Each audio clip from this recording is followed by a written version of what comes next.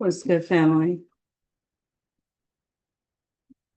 I know that I look like a samurai, a red samurai in this, but I didn't want to go without the video because when I watch these things without a video, it's like hard for me to stay engaged. So I feel like y'all deserve better than that.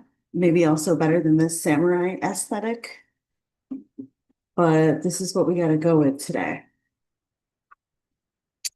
I'm actually super excited about this talk. I have a lot of energy right now.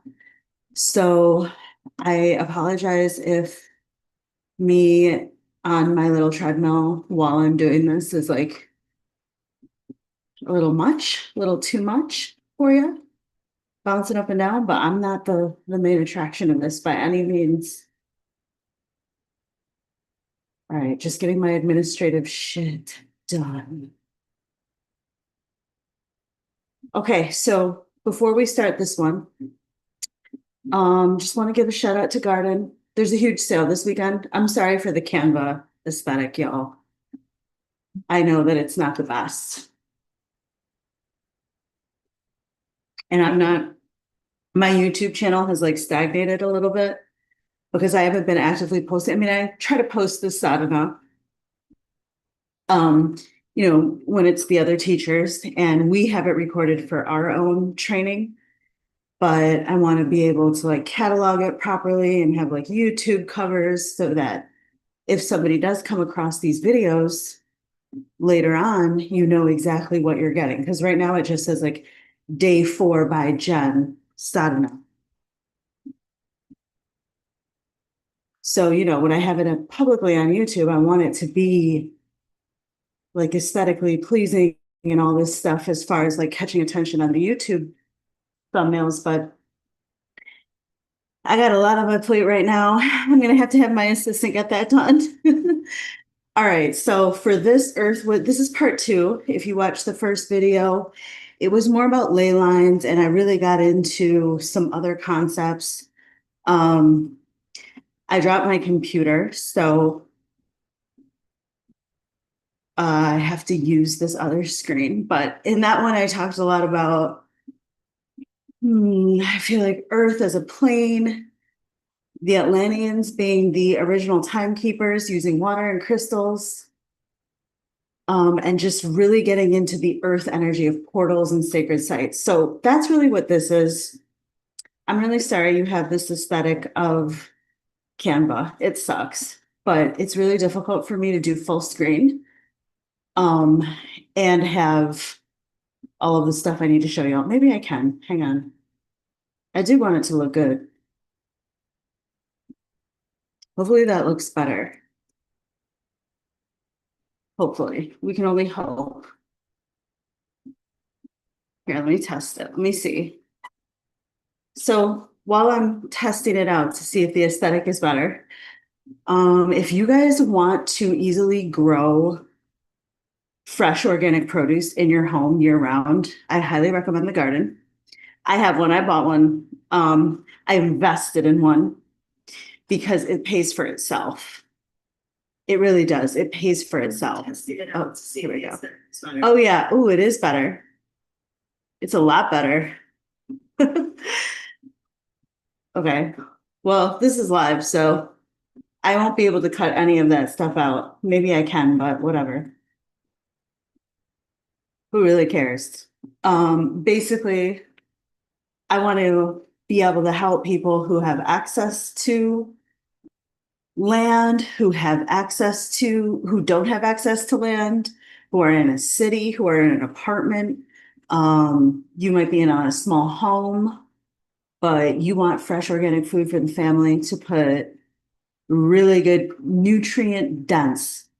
When the greens leave the vine or where they're growing, they lose 70% of their nutrients in transit.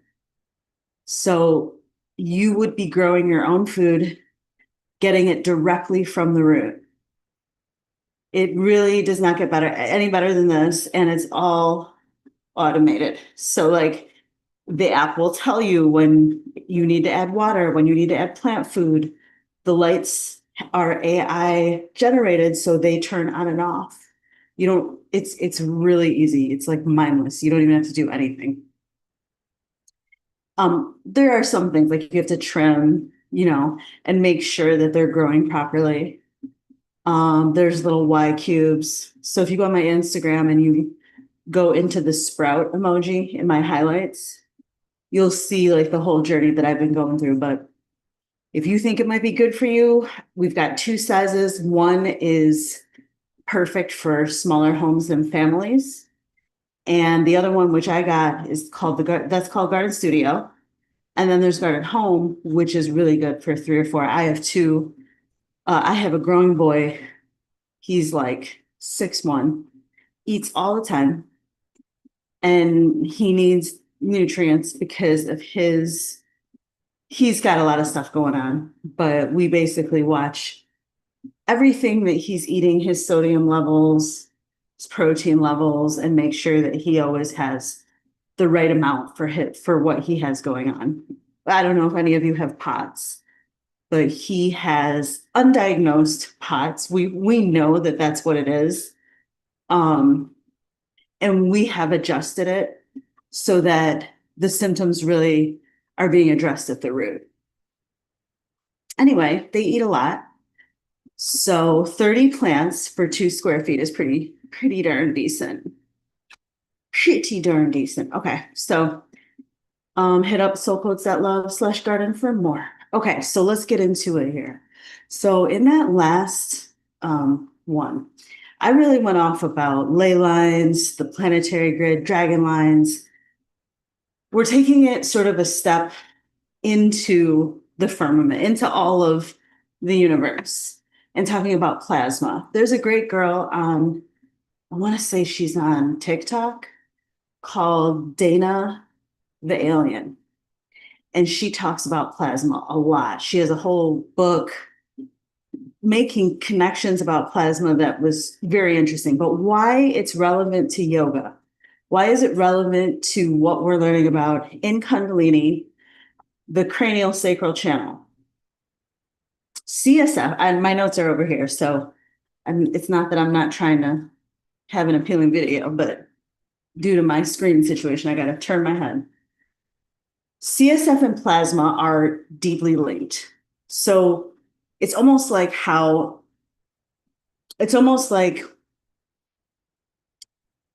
mirroring one another. Okay, so they're but on different sides of the blood-brain barrier. So the physiological connection is that CSF is produced mainly from plasma by certain plexuses in the brain. And so when these cells filter plasma and they strip away the proteins in the cells, what flows into the ventricle becomes CSF, which is a clearer, lighter, more refined liquid. That's what we're tapping into when we do spinal flex, when we're doing cat-cow, when we're doing any of like the twists around the spine. Plasma is protein rich, nutrient dense, and it carries immune factors and hormones. That's within our body. Plasma in the universe is neither solid, liquid, or gas. It's ionized and it's luminous field of charged particles. So in the human body, we talk about plasma, but we're also talking about plasma as the fourth state of matter in the universe, just like how there's liquid, gases, and solids in the universe. So CSF is a lot lower in protein and electrolytes, but it keeps the glucose, the ions, and certain signaling molecules in close balance with the plasma. So basically,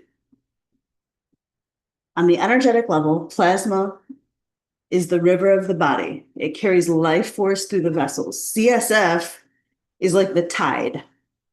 It bathes the brain and it bathes the spinal cord in a very subtle current. So some traditions say that CSF is the carrier of the prana or your ojas, or your, like in the most refined form, your soul, like they call it like the nectar of immortality. And that's why shoulders stand is called the posture of immortality, because you have that amrita, that plasma, that CSF really rushing toward the head. So the idea is it's flowing back toward the head for immortality. So plasma is more of an earthly vehicle, but it has the same level of vitality. And so the relationship is like gross to subtle. So plasma is an earthly bloodstream. CSF is more of an etheric stream, but it really does nourish the higher centers, especially when you activate it through cranial sacral rhythm, the kriya, and the breath. So plasma and CSF are two phases of one flow. One feeds the body, one nourishes consciousness. In the ancient text, they talk about a liquid light or an amrita that flows through the cranial sacral channel. And that is exactly what we're addressing here. And I bring that up because there's a lot of parallels. So in tantric science, Tejas, or what's considered the inner fire, like this radiant luminosity that's generated through yogic practice, all of these things are like a part of that. This substance is a part of the tantric science of everything. The ojas are distilled vital essence and stabilizing plasma-like fields into a coherence and an immunity. And kundalini, obviously this bioelectricity that goes up the spine. So together, Tejas ignites, ojas stabilizes, kundalini moves, and it forms this living plasmic ecology in your subtle body. So if there is something that is blocked physically, it's going to reflect in your auric field. If there's something that's blocked emotionally, it will also reflect in the way that you're able to do kundalini and some of the kriya. So here are some of the activation exercises. You know, this is all the stuff we've been doing, but basically all the grounding techniques: food, rest, earth. That's it. Food, rest, earth. Pranayama, rhythmic breathing, increases ionic exchange in CSF, and it amplifies subtle charge. The kumbhaka, which is breath retention, builds pressure and pranic concentration, and it also stimulates plasma resonance along the sushumna. And then our mudras, we did this one this morning in this morning's kriya, which I loved. You kind of put your other fingers out. And it was like the mudra of devotion. Those hand seals basically intensify the current. It prevents energy from leaking, and it directs the current to go exactly where you want it to go. And I've learned this on an energetic level, emotional level, and how to run my business also. So then we have the feminine arc pathway. Activation follows this yin arc. So when we talk about plasma and how to actually ground it, there's a feminine way of doing this. And this is basically just to receive. The other day in sadhana, we did a yin first thing in the morning, and that emphasized receptivity, coherence, vision, and it really aligned subtle plasma currents with our emotional energy centers, which it was a very nourishing spleen meridian practice. I think I actually posted that one on my YouTube. So you can look it up if you're following on YouTube. It was by Mona. It's like day 12, something like that. Like I said, I'm going to fix the thumbnails and you'll be able to find it and be like, this is so good. Okay, so basically what this is talking about is that argon used to be on the periodic table and then they changed it. So because it was an A, we're relating it to making a chanting sound of ah, like the beginning of Om. So ah, like really delving into ah, the root. And so sometimes if you like, this is just like breath of fire. If you overstimulate it, you can get dizzy. You can have emotional flooding. So you want to contain it with the bandhas. You want to ground, and you want to use your discernment. Okay, so how does this relate to earth grids and human biofields? Just like we have chakras mapped to the planetary ley grids, amplifying at nodes when practitioners gather together, it creates a node. And then you can time your practices with sooner and lower cycles from AI. Of course, they say tech is an ally. I think it actually is. I have some opinions about that. I think humans in the bipedal format um, are the most resilient. And I think that we're capable of experiencing multiple realms, and we have a very divine intelligence to our bodies. And so when I look at AI, I'm not one of those people that's like scared of it or thinks that it's wrong. A could stand for Akashic. A could stand for Atlantean or ancestral. When you allow it to reflect your mindset properly, like if you're prompting it properly, it can start to become an ally that allows you to validate the subtle experiences. It's sort of like these ghost hunters that use a spirit box to like connect to the other frequencies of these ghosts that they're hunting. That is just using that technology to understand these fields, these other frequencies. Same concept here. So when we talk about the cosmic realm and tapping into different realms, there's a lot of different type of cosmic communication. Generally speaking, with the yogis, reincarnation and samsara are the architecture of what karma is, and that our soul exists for karmic development. That is one of the jewels, perhaps, that the sages left for us. So within this architecture, there's what's called 14 lokas. There's 7 like higher refinement lokas, kind of like, the 7 archangels. And then there's 7 lower density, which I would relate to the 7 deadly sins. And then there's this concept of Surya, or the void, which is just nothingness. It's literally just like nothingness before anything makes manifest. So when we talk about reincarnation and the journey of the jiva, which is the individual soul, there is this eternal spark that is clothed in changing bodies. I am a huge fan of David Wilcock, and I actually do believe that like he is a reincarnate of Edgar Cayce. That was what his main thesis was when he took it to the University of Virginia.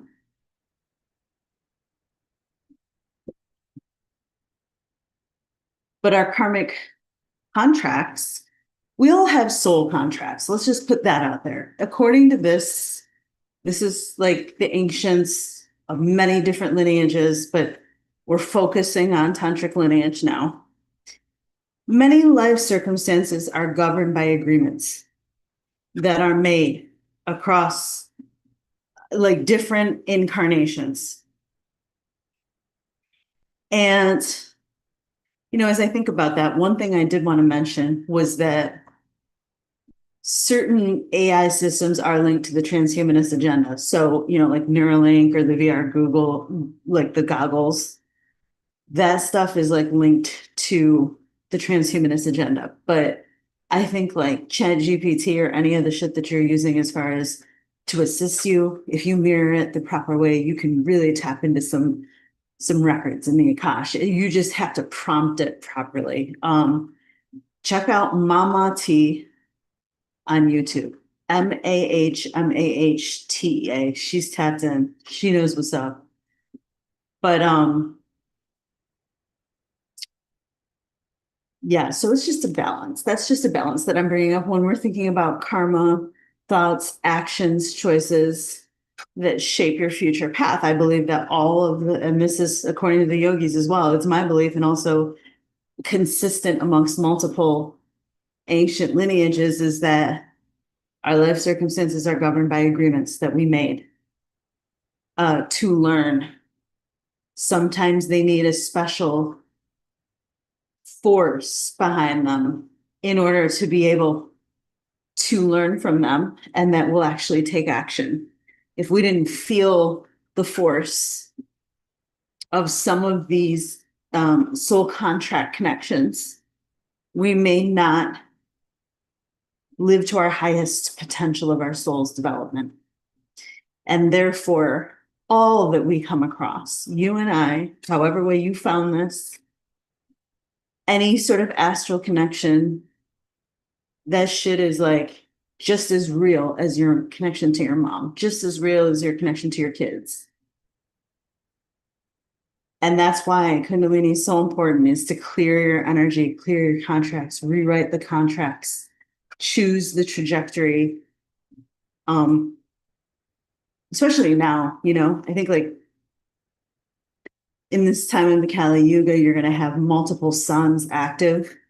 That's one thing I really tapped into, because I was like, one of the gals mentioned in the training, she does the sunset or the sunrise, I think, every morning. And I do be watching it with her. Like, she'd be posting that stuff most of the time. And I'm like, wow, that's beautiful. Looks like Atlantis. She's on the other side of Florida, on the tip of the Bermuda Triangle. And she was like, yeah, the sun's just looking totally different. And I think what we're seeing there is the second sun. So I make references to red and blue Kachina all the time. It's like a Hopi prophecy. I don't want to go too off into this, but there's also the concept of the nemesis, which is that the nemesis is like the hidden twin of the sun, and it's actually white. So when you look at the sun, and it's not like it was in the 80s where it was like yellow, literally like a yellow sun, and it's just white. It is basically what the Vedic seers spoke of when they spoke of Surya's multiple aspects.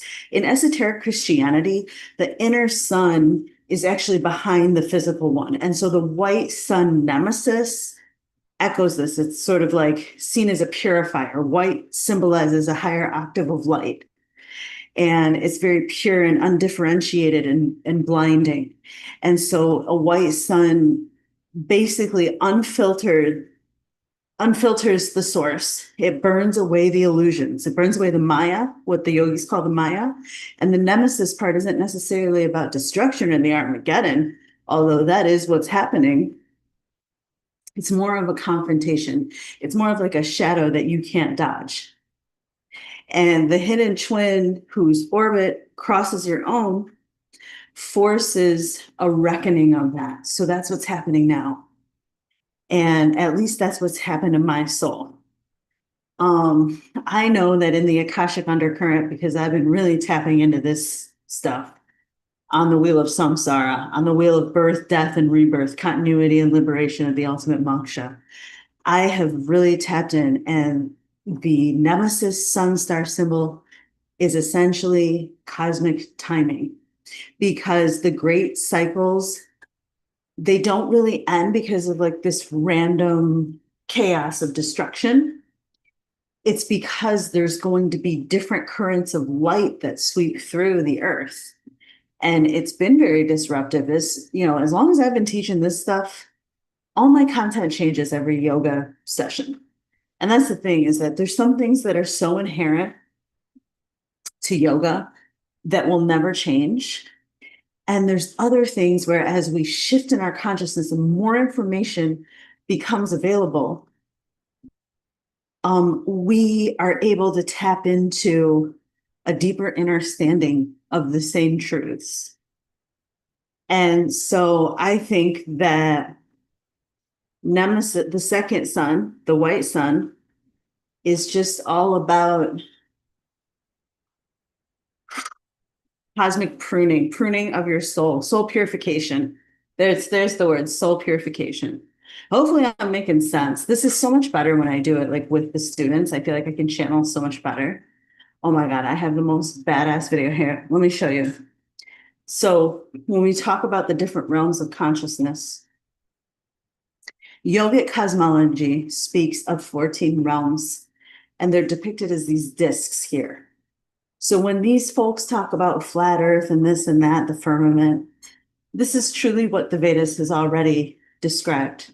So there's 7 higher realms that are in these disc-like shapes. They're essentially different dimensions. There's so many things that we could get into here, but I want to keep it real simple as you're reading this slide. Keep it very, very, very simple. There are 7 higher realms that are ascending states of clarity, divine presence, higher energies. Lower realms are denser fields of karmic bondage, where you're just stuck in the same patterns over and over and over again. You have illusion, fear, and you have desire. Kundalini yoga directly and tantric sciences directly address the desire. Each loka is a vibrational frequency and a state of consciousness. Meru, if you remember from the Sri Yantra chapter, is the 3D version of Sri Yantra, the ultimate masculine and feminine, all those meanings of the goddesses, everything you're channeling through Sri Yantra creation. That's what is on the known world's grid. I believe that all those nodes are actually pyramids. The Bermuda Triangle is actually the tip of a pyramid. That's why it's a portal. But access through deep meditation, dreams, near death, which I've had, and visionary states, you can start to understand these. I have not been toward the higher realms too much. There was one point in time after a really hot yoga class. It was literally like 200 degrees. It was so hot outside. And I took a heated yoga class, like a dumbass. But I did it. And it was like, whoa, something. I mean, not only my CSF, but I went away from this. I saw every person I was ever connected with ever in life, kept getting higher and higher and higher and higher. Saw this whole dimension, saw this realm, saw other dimensions for the first time, elemental beings for the first time. But there are some teachers who say that our realm is considered Atlantis, the entire realm, and that this realm actually has 9 different realms within it, and that portals are the way to travel these 9 realms. And each of those 9 realms have 33 dimensions. So just imagine how many portals there actually are. I think that the ocean is space, as you can see here. There's ocean of ghee butter. It says on here, ocean of salt water, ocean of sugarcane syrup. The ocean is multi-dimensional layers of water. Think about all of the ways that water actually is like solid, liquid, and gas. They are true portals that you can access through the water, and the water holds memory and consciousness.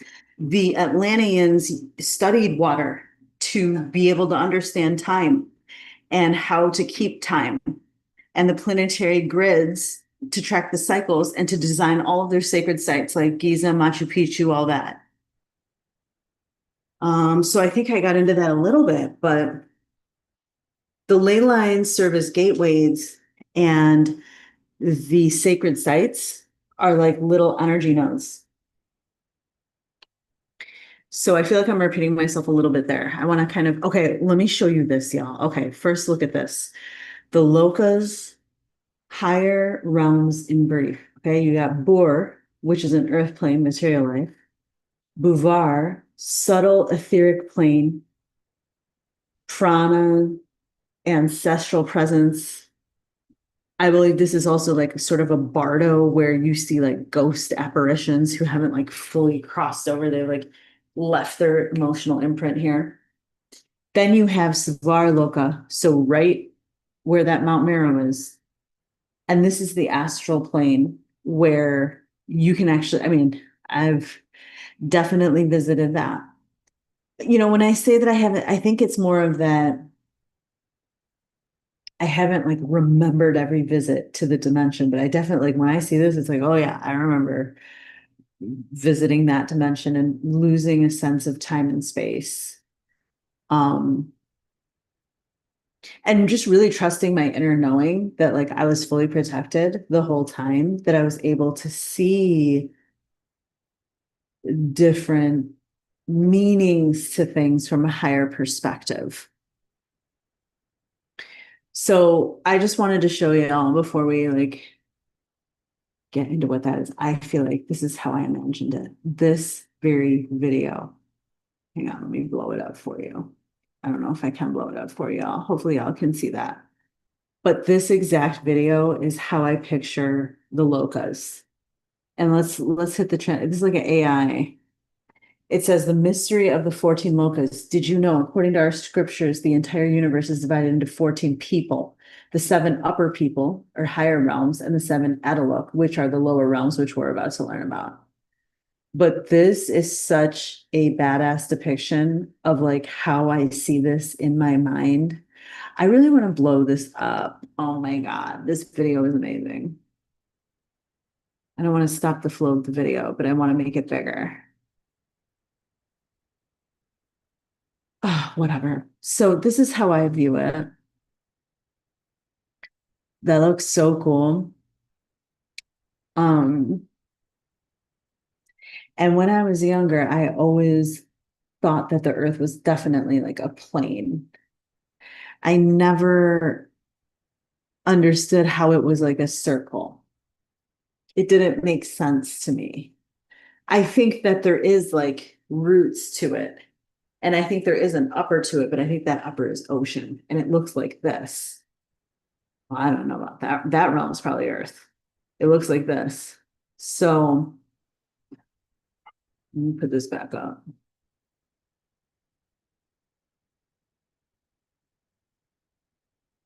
These are the denser karmic entanglements. So this is like fear, craving, deception. And really, it's not like you're in this eternal hell. That's not really what the idea of this is. It's going to be more like working through unresolved karma. And it's comparable to doing shadow work in the psyche. Because when you work on your own shadows, you're doing that for the collective unconsciousness. You're doing that specifically for your DNA code. There's this amazing, okay, if you look on the Sadhana, I don't know if it's public, but the one from this morning that Jen did, she was talking through epigenetics, DNA.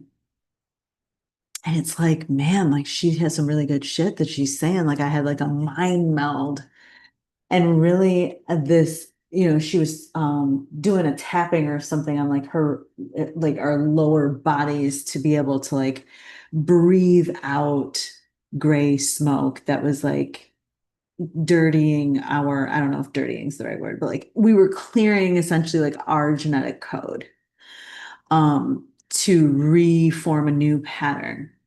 When we tap into that, we're doing that for our cousins. We're doing that for our siblings who don't talk to us. We're doing that for our parents. We're doing that for our grandparents and my grandma's grandma's grandma.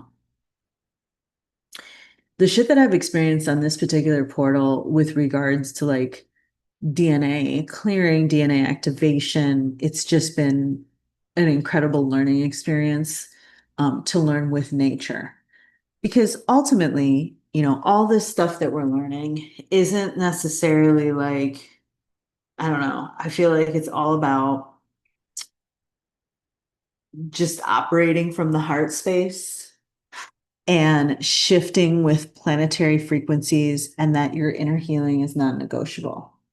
I don't like that term. I feel like that's so like pop psychology term, but it's something that to trust your inner knowing is absolutely necessary in the Kali Yuga.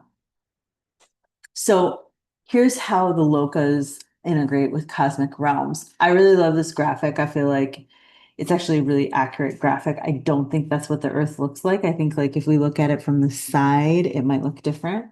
But the lokas mirror Earth's layered planes. Like when you look at it from an aerial point of view, it probably does look round.